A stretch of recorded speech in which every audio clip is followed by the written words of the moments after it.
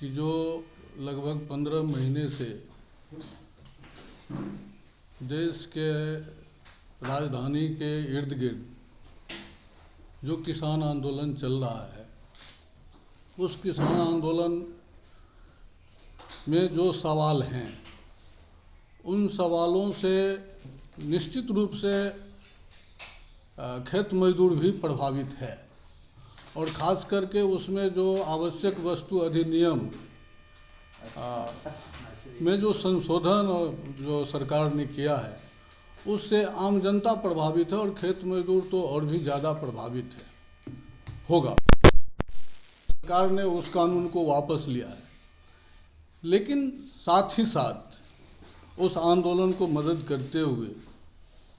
चूँकि कृषि से जुड़ा हुआ हमारा खेत मजदूर भी है, कृषि केंद्र है, वो सबसे ज़्यादा बीमार है, वो खुद बीमार है, उसको इलाज की ज़रूरत है और उसको इलाज करे तभी तो दूसरे ग्रामीण को उसमें इलाज होगा। तो इसलिए वो एक सबसे बड़ा सवाल है जो ग्रामीण स्तर पर जहाँ डॉक्टर का अभाव है, नर्सेज का अभाव है, तो वहाँ हम लोगों ने मांग किया है कि जीवन रक्षक दवा वहाँ ग्रामीण स्तर पर उपलब्ध हो। अभी देख रहे हैं कि कोई एक डॉक्टर, झोला छाप डॉक्टर, ये जो डॉक्टर है वही ग्रामीण स्तर पर लोगों का जो है एक आधार बना हुआ है, चाहे ना समझ ही हो। तो हमको अगर ये सरकार स्वास्थ्य की सुविधा देना चाहती है तो सरकार को चाहिए कि वो जो है ग्रामीण स्तर पर जो स्वास्थ्य उपकेंद्र है उसको वो सुधार करे, वहाँ जीवन रक्षक दवा दे, नर्स प्रतिदिन रहे, डॉक्टर का पोस्टिंग हो, डॉक्टर रहे, जो वहाँ लोगों का इलाज हो सके। अशासित राज्य है ना, तो उसको ध्यान में रखते हुए, और उसमें सबसे ज़्यादा दयनीय हालत बिहार की है, तो हमारा ये कहना है कि बिहार में जो 52% लोग हैं उनके उत्थान के लिए, उनके समस्याओं के समाधान के लिए हमको बिहार में मुस्तैदी से इस संगठन को जोड़ करके और तमाम खेत मजदूरों को जोड़ते हुए और भी जो खेत मजदूर से रिलेटेड संगठन हैं उनको भी जोड़ते हुए बिहार में हमको व्यापक आंदोलन खड़ा करना है। और इस आंदोलन को खड़ा करने के लिए हम लोगों ने निर्णय लिया है कि दिसंबर के अंतिम सप्ताह में हम एक राज्य स्तरीय कन्वेंशन करेंगे और उस कन्वेंशन के बाद जनवरी महीने से हम पूरे बिहार में एक जोरदार आंदोलन हम करेंगे। और इस आंदोलन के लिए हम अभी हम तैयारी कर रहे हैं। अभी हमारा था वो प्रेस कॉन्फ्रेंस तो कल ही था, लेकिन संयोग से वो आप लोगों ने भी शायद बताया कि जो आज विधानसभा का लास्ट डेट है,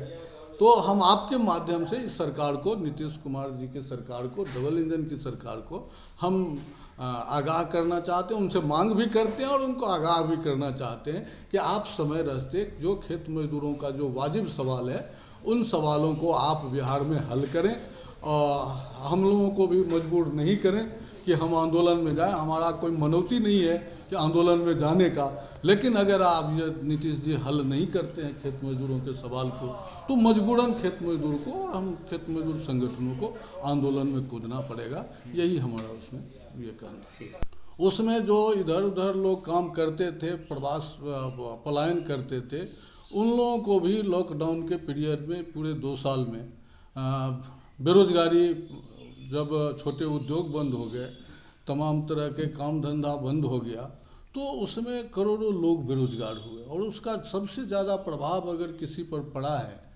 लॉकडाउन का प्रभाव हो और कृषि में मशीनीकरण का प्रभाव हो, तो उसका सबसे ज़्यादा प्रभाव बिहार के खेत मजदूरों के ऊपर पड़ा है। बिहार का खेत मजदूर, अभी आप जान रहे हैं कि अभी जो नीति आयोग का एक रिपोर्ट भी आया, उस नीति आयोग के रिपोर्ट में साफ बताया है कि लगभग 52% लोग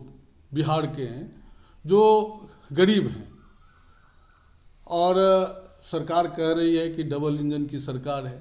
इस पूरे लॉकडाउन 2 साल में उस 52% लोगों का जीवन कैसे वो बेहतर होगा या वो किस तरीके से वो ज़िंदगी जी सकेंगे। पेंडेमिक जो आपका ये जो कोरोना महामारी है, उस महामारी का मुकाबला वो किस तरह से करेंगे, उसको कैसे आर्थिक सहयोग मिलना चाहिए, कैसे उनका इम्यूनिटी बूस्टअप होगा। ये जो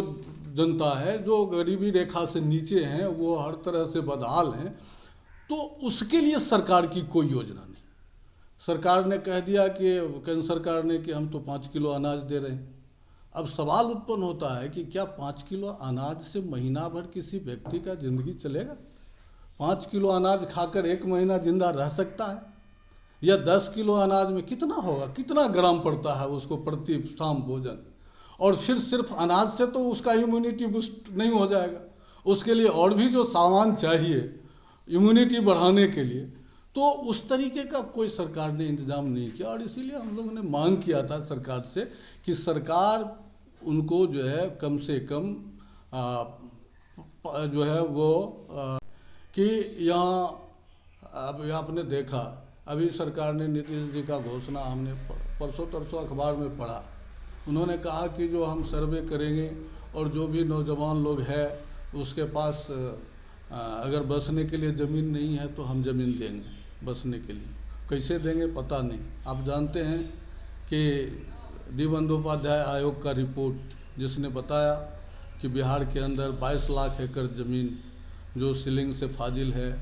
भूदान की ज़मीन है, तो इस तरीके का ज़मीन सरकार के पास है, सरकारी ज़मीन है। वो सरकार अगर चाहे, उसके पास इच्छा शक्ति हो, तो वो उसको निकाल करके अपनी ज़मीन को, और 22 लाख एकड़ ज़मीन है और 22 लाख जो है भूमिहीन परिवार है बिहार में, तो प्रति परिवार 1 एकड़ ज़मीन उसको मिल सकता है। अगर सरकारी ज़मीन अगर आप मुक्त करा लीजिए अवैध कब्जे से, तो फिर आप 10 डिसमल ज़मीन आराम से, जो भूमिहीन है जिसके पास बसने के लिए नहीं है, उसको आप दे सकते हैं। ये डी बंदोपाध्याय आयोग ने पूरे बिहार का सर्वे करके बताया, लेकिन सरकार की इच्छा शक्ति नहीं है। उसके रिपोर्ट को नीतीश जी ने एकदम अलमारी में रख दिया और फिर इसको निकालना नहीं है, अभी तक इन्होंने निकाला नहीं, जबकि इन्होंने ही डी बंदोपाध्याय आयोग का गठन किया था ये, और उसने रिपोर्ट दिया, बड़ी मेहनत किया था उसने। तो हमारे कहने का मतलब है कि हमारा जो मांग है, अभी जिस तरीके से जो सरकार जो ज़मीन का कीमत जो अब बढ़ रहा है, उसमें आम गरीब लोग अब बसने के लिए ज़मीन कहाँ से लाएगा? उसके कमाई से तो जीवन यापन करना मुश्किल है, फिर ज़मीन खरीदने के लिए तो संभव नहीं है। इसलिए सरकार को चाहिए, वो आकाश पर तो ज़मीन घर बना के रह नहीं सकता है, तो सरकार की ये जिम्मेदारी बनती है कि सरकार उसको ज़मीन दे बसने के लिए। लेकिन बात यही है हम लोगों का कि इसमें बहुत विस्तार से बहुत बात किया, मैंने मूल बात यही है कि किसान आंदोलन की जीत ने पूरे देश में एक लोकतांत्रिक आंदोलन में एक विश्वास भरा है। अब गांव के गरीबों, खेत मजदूरों के आंदोलन को, दलितों, आदिवासियों के आंदोलन को पूरे देश में और मजबूती प्रदान की जाएगी।